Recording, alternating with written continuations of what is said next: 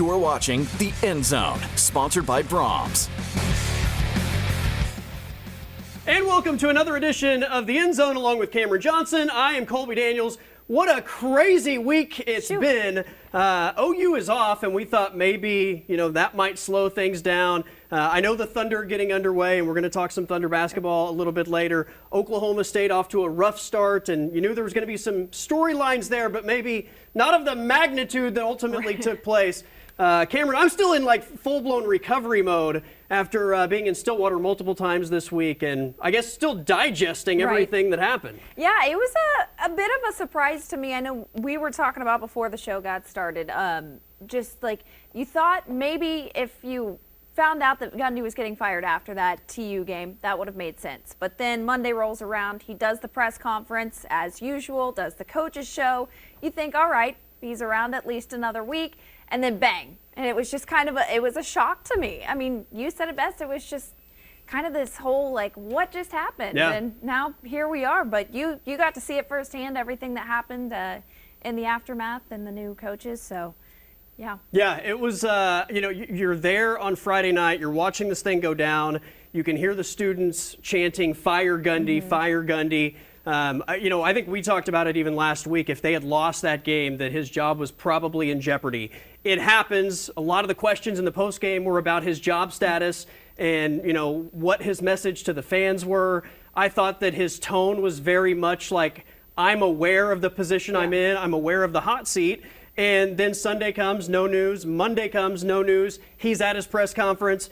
And by that point, I had pretty much written off the fact that they were going to pull the trigger on Mike Gundy this week. Not saying that it wouldn't potentially happen after the Baylor game, but when you start a game week, it just to me seemed like the wheels are in motion for this week at least, and nothing was going to happen. So Tuesday, when the news ultimately broke, I was pretty stunned. Let's kind of rewind back through the series of events because I thought it was interesting. Friday night, obviously, the seat was red hot, and he was asked in the postgame, what ultimately are you saying to the fans who are calling for your name? Fans are upset. They're all wondering if you should be the head coach even tomorrow morning. What would be your message to the My message, I gave you a message earlier about the fans. They were awesome tonight. They really were. The stadium was full, and they were fired up, and they were awesome. But those aren't decisions that I make. And my decision is to do exactly what I mentioned earlier and get these guys and keep moving forward and go on down the road, and that's what we do. So the questions didn't end with the Friday night post-game press conferences. They continued through Monday's press conference when Mike Gundy was at the podium talking about his job status. I'm under contract here for, I think, about 3.5 years or 3.4 months. When I was hired here to take this job, ever since that day, I've put my heart and soul into this, and I will continue to do that until at some point if I say I don't want to do it or if somebody else says we don't want you to do it. So he does that press conference. Some have kind of wondered if him saying my contract is still for X amount of time, if maybe that got the wheels turning or if they were turning ahead of time. I'm not going to play into the conspiracy theories, but clearly the loss to Tulsa got the wheels in motion and, probably the details of how all that came to fruition by Tuesday morning could be debated. Yeah, I mean, it was really interesting to me, and maybe it's just the way he copes with things, but just how calm he was when being asked those questions. I mean, I've seen coaches where they get asked that and they shut it down immediately, but he took them in stride, and he even said, I think it was on Monday, he was like, it's a fair question to ask, so I'm going to answer it. Kudos to him for just being straightforward with that. But yeah, it's certainly interesting, the timeline. What do you think about it coming, mid-season versus maybe letting it play out through and then at the end of the year? I mean, as Chad Weiberg said on Tuesday, there's not really a good time to fire a head coach, right? I mean, if you do it at the end of the year, you're putting yourself in a situation where you have to scramble to find a replacement. If you do it in the middle of the year, you open up a 30-day transfer portal window. You potentially tell the team that you no longer believe in this product, and maybe the team just cashes it in the rest of the way. I mean, there are dangers, I think, either way. Some would say, based on the 3 games that we've seen so far this year, that this team wasn't going to do anything anyway, so why not pull the trigger? Others would say Mike Gundy's earned the opportunity to not get let go 3 games into a season and at least finish something and let him go at the end of the year. Again, there's no good time to fire a coach and to turn over a football program, especially when football, I think now financially means as much to universities as all big football programs do. Chad Weiberg was definitely torn up on Tuesday. You could sense that he didn't want to be there. He didn't want to go through all that. It was a very tough decision, to your point about mid-season, after the season, but something that he ultimately felt like had to take place. As you know, today we made the decision to part ways with Coach Gundy. This was not something that, I thought we would be doing today on this Tuesday, right? I fully expected to beat the University of Tulsa. I expected the results of this season to be different than they've been so far. Given that history, was he offered the opportunity to see out the season? Was that on the table at any point? That was not discussed. So there you go. It wasn't discussed. They felt like they needed to move on. And Doug Meacham is now the interim head coach at Oklahoma State. Yeah, that is going to be interesting to watch unfold. I'm glad that there's the alumni ties there, so that'll, that you've got a guy who's passionate about the program anyway. It's always really interesting because you don't have much to lose. I mean, you're just there to fill the hole until then, so you can kind of get away with trying some stuff, and it'll be really interesting to watch this weekend. Nobody's going to expect anything out of them the rest of the way. In fact, I would say, barring something significant changing, they will be an underdog in every game they play for the remainder of the season. We did get the opportunity to speak with Doug Meacham yesterday after the Cowboys' Wednesday practice, and they're getting ready for Baylor, obviously, this weekend. So what was his message to the team? Really, it's just about having fun, all right? I want them to have fun. We've cut back a smidge at practice. Let's get rested. Let's take care of our bodies. Let's be strong in the fourth quarter. The one good thing about Gundy getting fired in the middle of the season, sometimes you don't have that closure. They did give Gundy the opportunity to speak to the team, as Doug Meacham told the media in his media availability. 21 years, you deserve the opportunity to do that, doesn't matter. So I'm glad he got a chance to do it. He and his wife came out, and it was heartfelt, and I'm glad that he had the opportunity to do that. Kids, they're emotional, and it's a big deal. That guy, a lot of these kids came here because of Mike, and then when that occurs, they're kids, they're going to react a certain way. It was emotional for them as well. Not only did a lot of them go there for Mike, Mike is the only coach that has been at Oklahoma State for most of those kids' lives, right? 21 years. Yeah. Most of those kids are probably 21 or under, and all they know is Mike Gundy as the head coach of the Cowboys. So obviously huge news out of Stillwater. And by the way, there is a football game to be played. We'll see what product is on the field Saturday, but they're a 3-touchdown underdog against Baylor. All right, we're going to take a timeout. We'll hear from one of Mike Gundy's former quarterbacks. Clint Shelf joins the show next.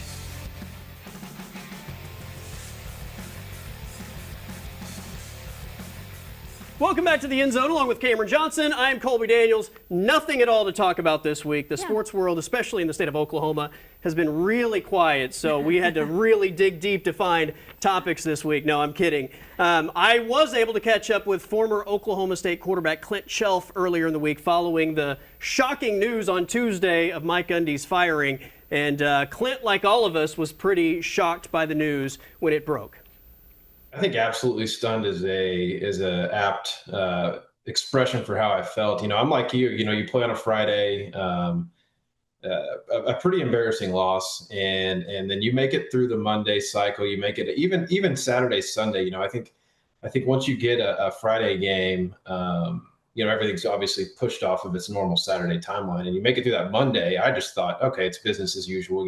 If this loss didn't do it, then I figured he was just safe for the whole year, right? That he was going to get to finish out this year with the opportunity to possibly turn it around, and then we'll see where it goes from there. But I was shocked. I think we've got a little group chat, and it kind of came across as maybe what's best for the program and how you ultimately try and in some way pay your respects to what Mike Gundy has maybe earned.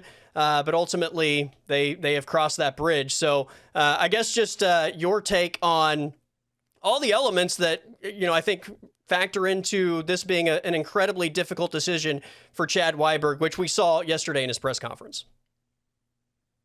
Yeah, I think the first thing I thought of, and I think the first thing that any player you talk to is going to remember, is something that Gundy used to say for sure weekly, maybe daily. And it was always a good reminder. He always said that no one person was bigger than the program. And I think back on that quote a lot. And I think that's ultimately what led to the decision for him to be let go. But the program is that way largely because of what he's done to build it, right? I mean, I think when you look at, we get this kind of behind us, you're going to look back at two names, in my opinion, T. Boone Pickens and Mike Gundy as the biggest contributors to Oklahoma State football. And I know it's not great right now for the optics and for some people that wanted him there and keeping him throughout the season and what he's earned. But we have to remember that college football is now a business. And I think that's probably the best way that I can reconcile it, is that, you're competing with other schools who have already let their coaches go for the same pool of coaches, right? And basically it all boils down to money. And I think if you followed Oklahoma State for the last year or so, and there's been articles recently, you can go read that, the fundraising aspect hasn't really been there. There's been people that haven't wanted to give money.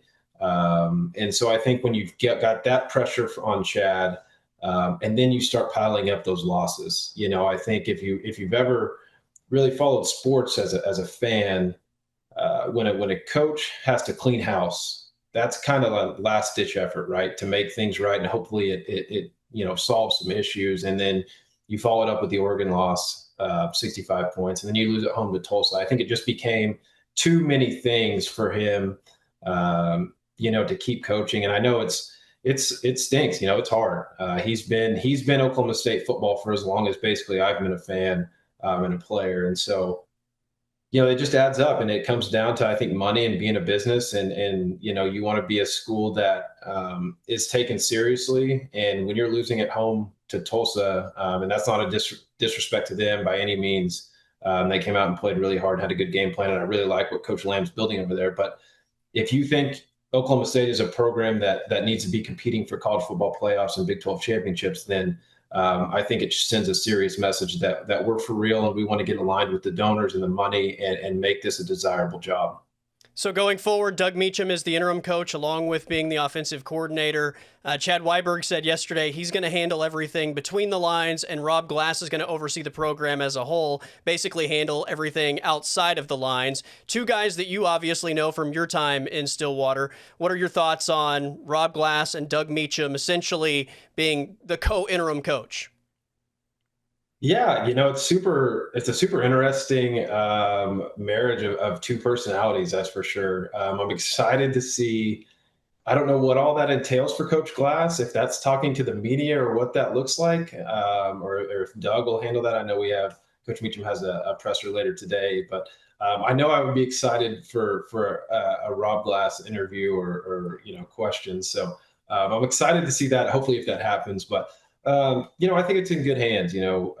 Coach Glass has been there forever. Obviously, Doug Meacham was there for a long time when I played and is being brought back. But, it's going to be hard. He was in charge of the offense. And as coordinators, I can imagine that you feel bad when the head coach gets fired because you probably think it's partly your fault for not doing enough. So I know he's going to have a lot on his plate. Obviously, quarterback injuries and if Haas comes back, what they're going to do there. But he's just got to continue to keep his head down and work. I think he loves the profession. He loves football. And it's a great opportunity for him and his family. There you go. Appreciate Clint Shelf giving us his insight on everything that went down this week with the Oklahoma State Cowboy football program. All right, we've got to take a timeout. The NBA champs are getting ready to start another campaign. It's hard to believe the confetti was just falling, and now they're getting ready to start a new season. Sam Presti's press conference for the upcoming season next here on the End Zone.